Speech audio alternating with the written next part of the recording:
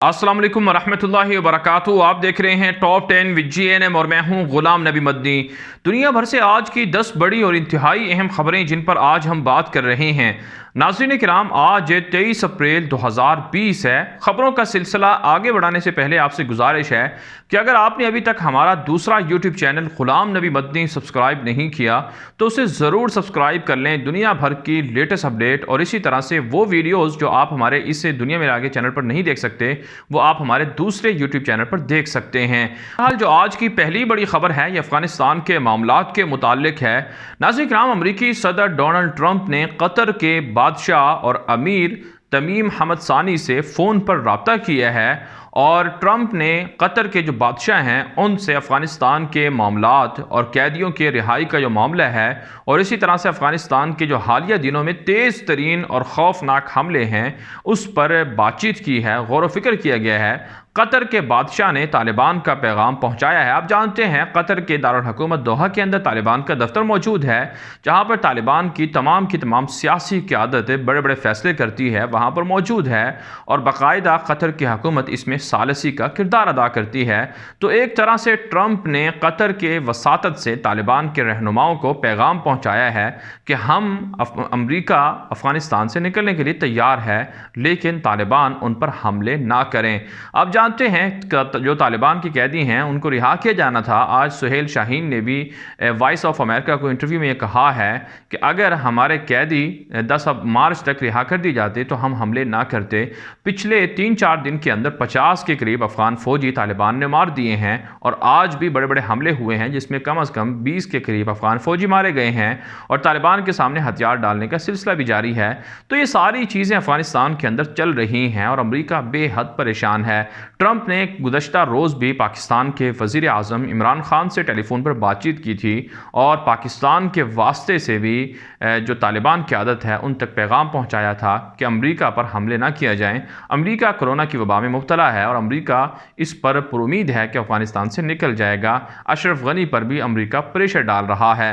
बहरहाल नाज़रीन किराम, अफ़गानिस्तान का जो मामला है वो इस वक्त शदीद कशीदगी की तरफ बढ़ रहा है क्योंकि हमले दोनों अतराफ से बढ़ रहे हैं और जो तालिबान के जो इतलात हैं, तालिबान की जानिब से खबरें सामने आ रही हैं कि निहत्ते अफ़गान शहरियों पर अमरीका और इत्तेहादी अफ़वाज बमबारी करके उन्हें शहीद कर रही है। गुज़श्ता 24 घंटे के अंदर 100 से ज़्यादा शहरियों को गिरफ्तार किया जा चुका है और इसी तरह से 10 के करीब शहरियों को शहीद किया जा चुका है। बहरहाल नाज़रीन किराम, आगे बढ़ लेते हैं। जो आज की दूसरी बड़ी खबर है ये पाकिस्तान से है। पाकिस्तान के अंदर अमरीका के मशहूर सहाफ़ी डैनियल पर्ल का कत्ल हुआ था। आप जानते हैं इस कत्ल के मुकदमे में जो अफ़गानिस्तान के अंदर, कश्मीर के अंदर, इंडिया के अंदर जिहाद लड़ने वाले एक अजीम मुजाहिद थे जिनका नाम है अहमद उमर शेख और उनको गिरफ्तार किया गया था। सिंध हुकूमत की जानिब से आज डैनियल पर्ल कत्ल केस में जो सिंध हाई कोर्ट ने बरी किया था उमर शेख को, उनके यानी सिंध हाई कोर्ट के फैसले को चैलेंज किया है सिंध हुकूमत ने। आज सुप्रीम कोर्ट के अंदर, पाकिस्तान की सुप्रीम कोर्ट के अंदर ये कहा गया है कि उमर शेख डैनियल पर्ल कत्ल केस का जिम्मेदार है, लिहाजा उन्हें सज़ा दी जाए, उन्हें रिहा ना किया जाए। अमरीका की जानिब से शदीद तहफ़्फ़ुज़ात का इजहार किया गया था। चंद दिन पहले आपको पता है उमर शेख को सिंध हाई कोर्ट ने रिहा किया था और इसमें आप जानते हैं उमर शेख वो शख्स हैं जिन्होंने इंडिया के अंदर भी इंडिया को तिगनी का नाच नचवाया था और आप जानते हैं जब एक ज़माने में इंडिया का जहाज़ अगवा हुआ था जो अफ़गानिस्तान उतारा गया था जिसके बदले में मौलाना मसूद अज़हर को और उमर शेख को रिहा किया गया था, ये वही उमर शेख हैं। बहरहाल कहा जाता है अफ़गानिस्तान के अंदर और कश्मीर के अंदर पाकिस्तान के हक़ में इस उमर शेख ने कई बड़े कारनामे सर अंजाम दिए हैं। बहरहाल अब ये मामला पाकिस्तान और अमरीका का है और सुप्रीम कोर्ट क्या फ़ैसला करती है। उमर शेख के बारे में कहा जाता है कि उनके बारे में जो इल्ज़ामात हैं वो साबित नहीं हो सके हैं। आगे बढ़ लेते हैं। जो आज की तीसरी बड़ी खबर है, नाज़रीन किराम, आलमी इदारा सेहत और अक़वाम मुत्तहिदा की जानिब से एक तो अक़वाम मुत्तहिदा के जनरल सेक्रेटरी ने मुसलमानों को माह रमज़ान की मुबारकबाद दी है और जहाँ कहीं जंगें चल रही हैं उन्हें रोकने का कहा है। दूसरी जानिब आलमी इदारा सेहत ने दुनिया के अंदर खौफनाक जो खुराक का बहरान है उसका इंदिया दिया है जिसके अंदर करोड़ों लोग मुतासर हो सकते हैं। आप जानते हैं अभी तक 2 लाख के करीब लोग इस वबा की वजह से, कोरोना की वजह से मारे जा चुके हैं, लेकिन भूख की वजह से कहा जाता है करोड़ों लोग इससे मारे जा सकते हैं। पाकिस्तान के वज़ीर आज़म ने लॉकडाउन में नरमी का कहा है और ट्रंप ने भी ये कहा है कि वो बहुत जल्द अपनी मार्केटें खोलने जा रहे हैं। इसका मतलब ये है कि आलमी इदारा सेहत ने पाकिस्तान के वज़ीर आज़म के फैसले की तायीद कर दी है। दूसरी जानब आप जानते हैं पाकिस्तान ने चीन के साथ मिलकर वैक्सीन बनाने का दावा भी कर रखा है और उसका बाकायदा ट्रायल भी शुरू हो चुका है। आगे बढ़ लेते हैं। जो आज की चौथी बड़ी खबर है ये भारत से है। भारत के अंदर मुसलमानों पर ताहाल जुल्म और बर्बरियत जारी है और ताज़ा तरीन इतलात के मुताबिक वहाँ कांग्रेस जो मोदी की मुखालिफ जमात है उसने भी जो बीजेपी जमात के मुसलमानों के ख़िलाफ़ नफ़रत का प्रचार है या मुहिम है उसके बारे में पहली मरतबा आवाज़ उठाई है। अगरचे कांग्रेस के ज़माने में मुसलमानों पर जुल्म होता रहा है लेकिन बीजेपी हर हद पार कर गई है। खलीजी ममालिक से अरब कम्यूनिटी भी भारत के RSS के मुसलमानों के ख़िलाफ़ मज़ालिम, कश्मीर के ख़िलाफ़ जो कश्मीरियों के ख़िलाफ़ जो मज़ालिम हैं उस पर भी आवाज़ उठा रहे हैं। और ये पाकिस्तान की बहुत बड़ी जीत है कि RSS और बीजेपी जैसी शिद्दत पसंद नज़रियात की हामिल तंजीमों को, जमातों को दुनिया के सामने बेनकाब करके रख दिया है। आगे बढ़ लेते हैं। जो आज की पांचवी बड़ी खबर है ये तुर्की से है। नाज़रीन किराम, तुर्की के वज़ीर ख़ारजा और ईरान के वज़ीर ख़ारजा और इसी तरह से रूस के वज़ीर ख़ारजा की वीडियो लिंक के ज़रिए से बातचीत हुई है शाम के मामले में और फिक्र किया गया है। शाम के अंदर रूस और ईरान की जंगजुओं की कार्रवाइयाँ तेज़ हो गई हैं। गुज़श्ता रोज़ ईरानी वज़ीर ख़ारजा जवाद ज़रीफ़ ने शाम का दौरा किया था और उन्होंने शामी सदर बशार अल असद से मुलाकात की थी। फिर ईरानी सदर हसन रूहानी ने रूसी सदर प्यूटन से फ़ोन पर बातचीत की थी, जिसके बाद तुर्की का ये कहना है कि शाम के अंदर इदलिब के अंदर जो जंगबंदी माहिदा हुआ है उसकी खिलाफ वर्जियाँ की जा रही हैं और ईरानी जंगजू तुर्क फ़ौजों के ख़िलाफ़ सरगर्म हैं। तुर्की ने ईरान को पहली मरतबा फैसला कुन वार्निंग दी है कि अगर ईरान शाम के अंदर बाज ना आया तो फिर तुर्की जो है वो ईरान के ख़िलाफ़ भी हमले कर सकता है। आप जानते हैं जो एक ख़बर है उसके मुताबिक कि गुज़श्ता 11 साल के अंदर या आप यूँ कह लें कि जब से जंग शुरू हुई है तब से लेकर अब तक $10 अरब से ज़ायद ईरान ने शाम की जंग के अंदर फूंक दिए हैं और अभी तक न शाम के अंदर बशार अल असद को कामयाबी मिली है और न ही ईरानियों को और ईरानी वसाइल शाम की और इसी तरह से दीगर जंगों के अंदर सर्फ हो रहे हैं।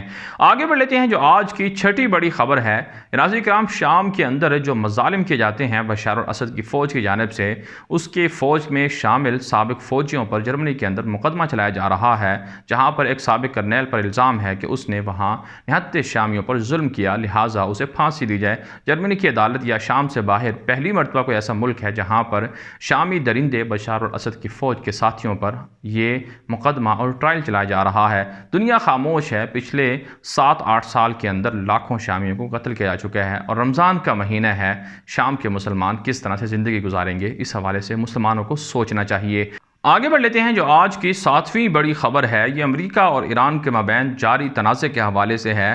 खलीज अरबी के अंदर और इसी तरह से आबनाए हुर्मुज़ के अंदर अमरीकी और ईरानी कश्तियों और जहाज़ों के दरमियान शदीद तनाव बढ़ चुका है। आज अमरीकी सदर ने धमकी दी है कि अगर आबनाए हुर्मुज़ के अंदर खलीज अरबी के अंदर अमरीकी जहाज़ों को ईरानी सिपाही पासदारान की कश्तियों ने कोई नुकसान पहुँचाया तो अमरीकी बहरिया को ट्रंप ने हुक्म दिया है कि उन्हें तबाह बर्बाद कर दिया जाए। इसके जवाब में ईरानी सिपाही पासदारान के जो ज़िम्मेदार हैं हुसैन सलामी, उन्होंने कहा है कि अगर ट्रंप या अमरीका की जानिब से उनके जहाज़ों को नुकसान पहुँचाया गया तो जवाब और रद्द अमल इस कदर तेज़ होगा कि अमरीका हिल कर रह जाएगा। बहरहाल आप जानते हैं अमरीका और ईरान के दरमियान एक दूसरे पर इल्ज़ामात लगाए जाते रहते हैं, एक दूसरे के खिलाफ बयानबाजी दी जाती रहती है और बयानात भी होते रहते हैं, लेकिन ताहाल अभी तक कोई बड़ी जंग इनके मबैन नहीं हो सकी है। दूसरी जानिब इराक़ के अंदर इराक़ी इंतज़ामिया ने जो ईरान के साथ मुल्हिका सरहदें हैं उन्हें खोलने से इनकार कर दिया है और कोरोना की वबा की वजह से ख़तरात हैं कि इराक़ के अंदर भी ईरान से कोरोना आ जाए, जिस पर कहा जा रहा है कि ईरान का असर रसूख इराक़ से अब ख़त्म हो चुका है और नए जो मुंतखब वहाँ के वज़ीर आज़म बनने जा रहे हैं मुस्तफ़ा काज़मी, उनकी हिमायत या उनकी मुखालफत में भी ईरान सबसे आगे है क्योंकि उन्हें वो वज़ीर आज़म नहीं बनाने देना चाहते। मुस्तफ़ा काज़मी पर इल्ज़ाम है कि उन्होंने कासिम सुलेमानी को मरवाने में किरदार अदा किया था।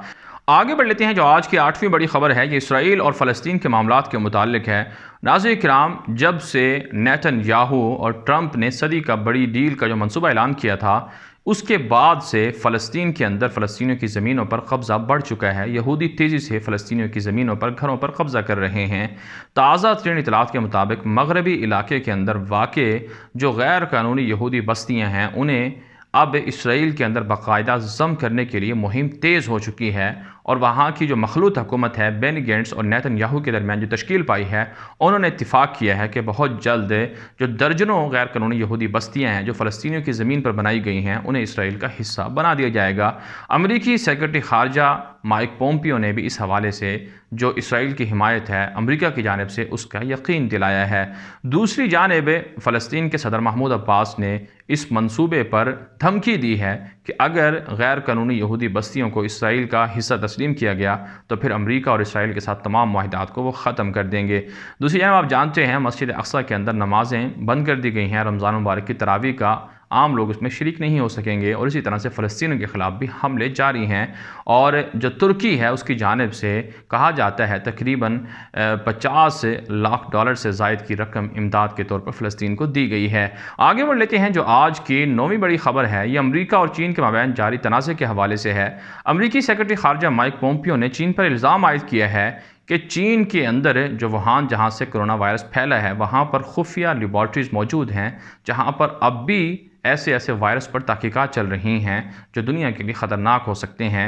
चीन के अंदर जो सुबह वुहान के अंदर एक लेबॉर्ट्री है जिस पर अमेरिका का इल्ज़ाम है कि वहाँ से कोरोना फैला है, उसकी इंस्पेक्शन के लिए मुतालबा किया है कि दुनिया के तमाम बड़े इदारों को उसकी तहकीकात और तफ्तीश करने के लिए चीन मौका फ़राहम करे। दूसरी जानब चीन ने इन तमाम इल्ज़ामात को रद्द किया है कि मसनूई तौर पर इस वायरस को चीन की लेबॉर्ट्रियों में तैयार नहीं किया गया है। ताहम बहुत से माहिरीन का मानना है कि यह वायरस चीन के अंदर या फिर अमेरिका के अंदर तैयार हुआ है और ये दोनों एक दूसरे पर सबकत के लिए दुनिया को नुकसान पहुँचा रहे हैं। आगे बढ़ लेते हैं। जो आज की 10वीं बड़ी ख़बर है पाकिस्तान से है।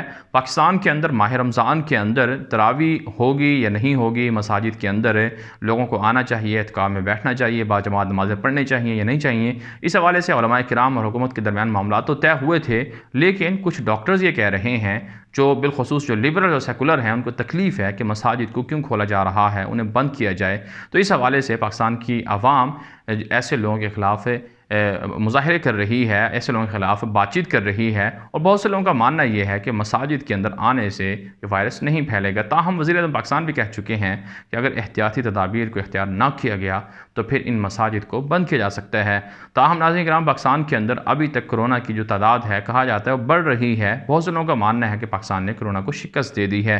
दुनिया भर से थी आज की 10 बड़ी खबरें। इन खबरों के हवाले से आपकी क्या राय है? अपनी राय कॉमेंट के ज़रिए से ज़रूर हम तक पहुँचाएँ और साथ साथ हमारा दूसरा यूट्यूब चैनल ग़ुलाम नबी मदनी सब्सक्राइब करना भी मत भूलिए। इजाज़त दीजिए, अल्लाह हाफ़िज़।